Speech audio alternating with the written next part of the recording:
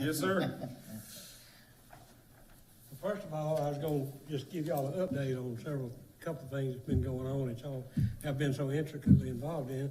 One of them, I saw the crane, you may have already seen it, unloading logs up at Rex Lumber. They finally got that in and operating. That was great to see.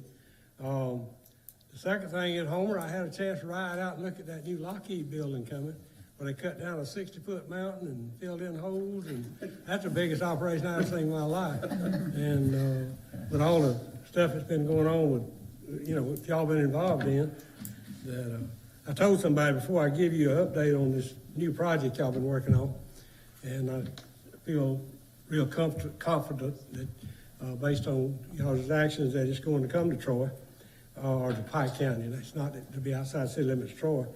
But y'all don't forget roads, y'all gonna be known as the Economic Development Commission. All the Lockheed growth and Rex Lumber and hopefully another business. But I'm here tonight on behalf of UPI Troy. They still prefer not to utilize the name at this point for public dissemination.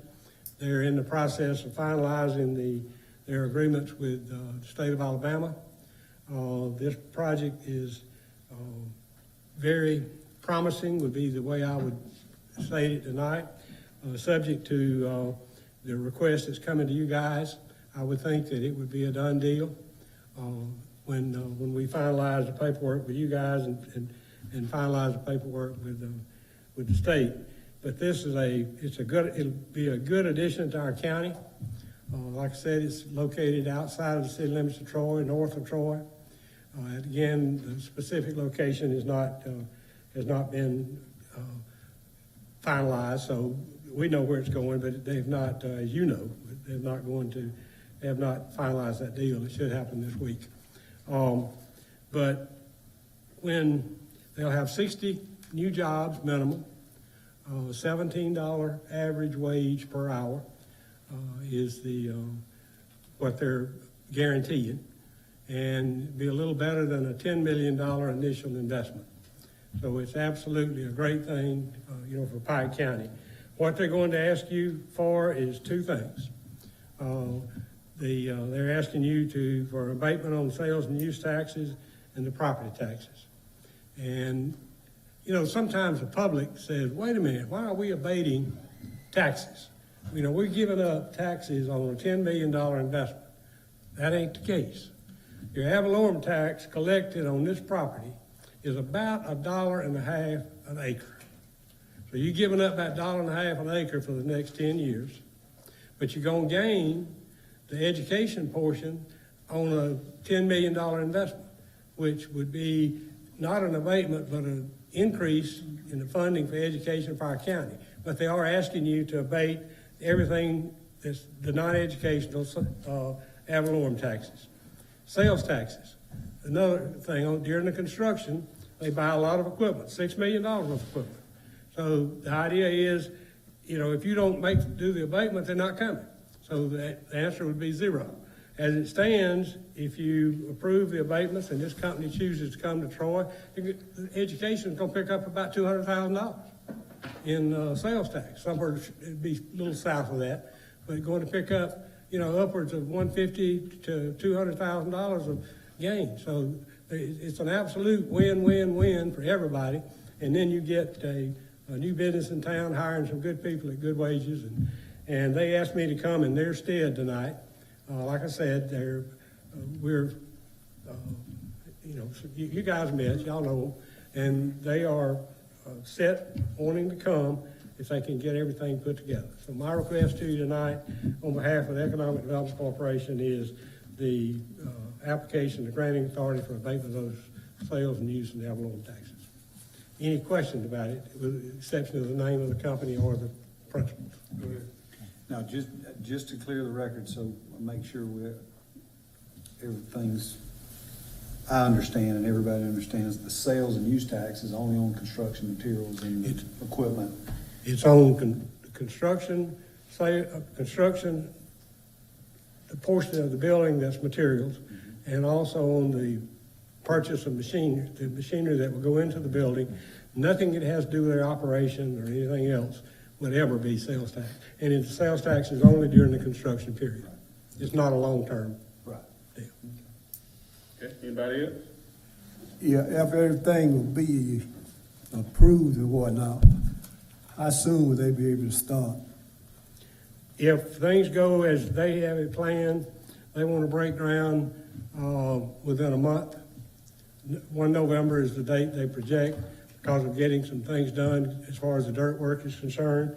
And they want to be making their product by June 1 of next year. Pretty quick. Yeah. Good, thank you. All right, thank y'all. Thank you, sir. Engineer?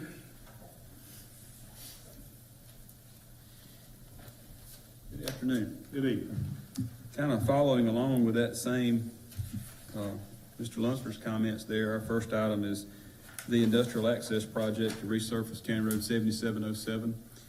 We want to just go ahead and get permission from you to go ahead and begin advertising for bids. This week, we would like to open bids later this month and make an award, later next month and make an award on October the 28th, so that work can begin maybe sometime in December, if not sometime in January. And then under personnel, we've been advertising and interviewing for operators. We do have 2 vacancies now, so we're recommending 2 individuals there, as we detailed on the memo that we handed you out. The subject line there is employee recommendations. And next we have the bids for the FEMA Bridge project on County Road 6650. So we had 3 bidders. The low bidder is Newell and Bush out of Montgomery for $276,476.60. So that's a really good bid. I think it's close to a couple of $100,000 less than our estimate. So we're pretty excited about that one. And you can see the other 2 bids there, how they compare. So we're recommended that you go ahead and award that tonight as well. The last thing that we handed out to you is just kind of a FYI. That's our 2 quotes that we got on improving the security for the road department building. We're still collecting quotes for making improvements to the gates, the entry gates to our facility there, but this quote is for all of the doors to the building itself.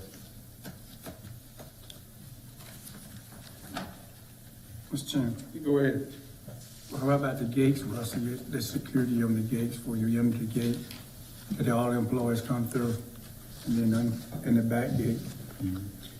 Well, we're like I said, we're collecting bids, or we've requested quotes to install, security system for those gates as well. We just haven't received those quotes yet. That's a little bit more involved for them. At least one of these vendors that quoted us for the building has said that they can also handle the gates. So, but the first order is of business is to get the building itself secure. So we've already gone ahead and put in a purchase order for that lower quote there that you see on the memo. So, lastly, I also this is nothing for you to approve tonight, or it's not on the agenda, but just some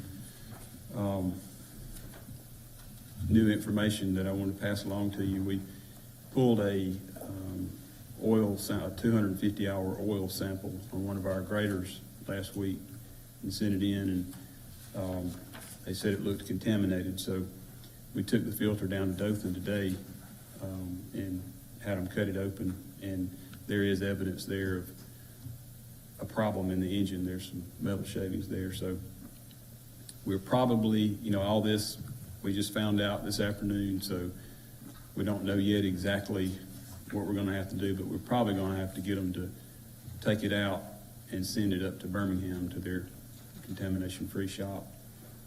So looks like we're going to be short one grader for a while.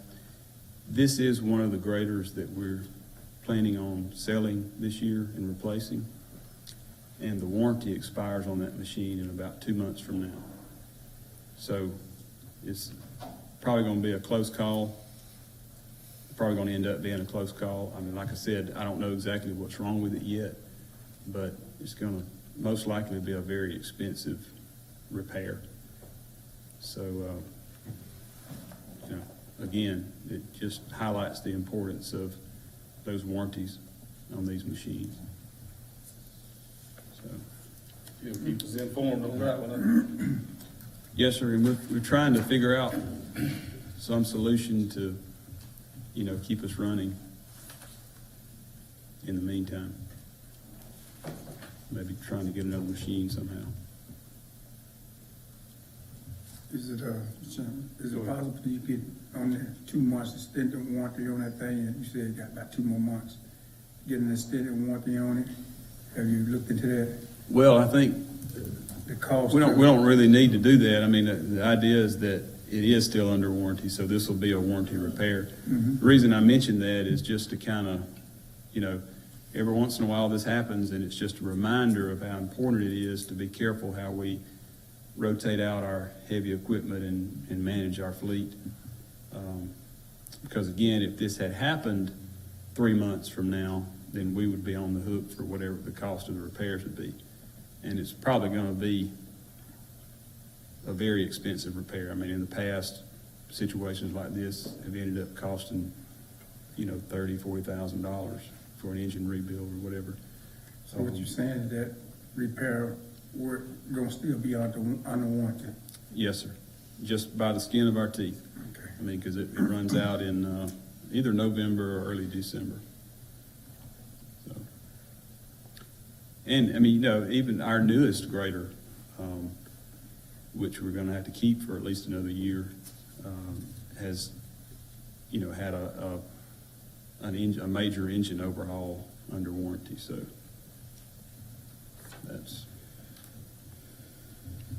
What else? that's all. Questions? Comments? Thank you, Russ. Thank you. Our attorney is out. EMA, I have nothing tonight, sir. questions for EMA? The building through with it, Barry? We do like the striping of the 2 handicap spaces and the signs. Okay. Got through with all the plumbing this morning, Great, so thank you. indoor and outdoor plumbing. Any commissioner have anything at this time? Okay, administrator. First I have under new business, this came up this afternoon, with our new budget, we approved the purchase of 5 vehicles for the sheriff's department. And there was also some financing that'll go along with that, and it looks like they would be able to go ahead and hopefully get those cars next week after the 1st, but we need to go ahead and get the financing in place. So I do want to ask that y'all allow myself and the chairman work with the bank on getting the financing taken care of so that they can go ahead and get those vehicles, because it takes about 30 to 40 days for them to get all the lights and striping and everything put on those vehicles so that they can be put into service. So if we could go ahead and move forward on getting the financing paperwork going on those. If y'all don't have any questions on that, the next item would be under current business. The tax abatement request that Mr. Lunsford came in and talked about, that's ready to go. We've got some small changes for what y'all have in there. It was an older form. We've got that form updated, but we're ready to move forward on that if y'all are, on the agreement and the resolution for the agreement. That's ready. The next item would be the administrative agreement. I believe that's ready if y'all wish to take action on that or not tonight. That's up to y'all. The next item would be the HVAC bid. Those will be October the 8th. We'll be receiving those on that day, so I don't have anything to report on that right now. The next item, DataWorks Plus annual agreement, that's ready to go. It's the standard agreement that we've been doing with them annually. It's for the fingerprint machine at the jail, so it's ready to go if you're ready to take action on that tonight. The next is the Pike County Economic Development Corporation annual contract. It's ready to go. We approved the amount in our budget, so everything's good to go on that contract now if we want to go ahead and approve that tonight. The next item would be the precinct change in Commissioner Copeland's district in Brundage. Everything's ready to go. There's a resolution in your, agenda for that, and it's, ready to go tonight also. That's all I have on that, other than I do want to let you know the next, scheduled, commission meeting is on the Columbus Day holiday. The administrator and I have talked about that, and it would be best on our behalf just to cancel the meeting. There's some information she needs to finish out this past year's budget, and then there's also information she needs for the new year's budget, so we'll just cancel that meeting at the regular meeting. Anything, questions, comment? Okay, thank you. Excuse me, Go ahead. Yes, sir. can you, talk about the meeting that we met with the architects, what we, We did have the interviews for the architects the other day. We had 4 that came in and we interviewed, the committee did. I believe TCU is gonna wanna come and speak to all of you in executive session at the next commission meeting, which would be that second meeting in October.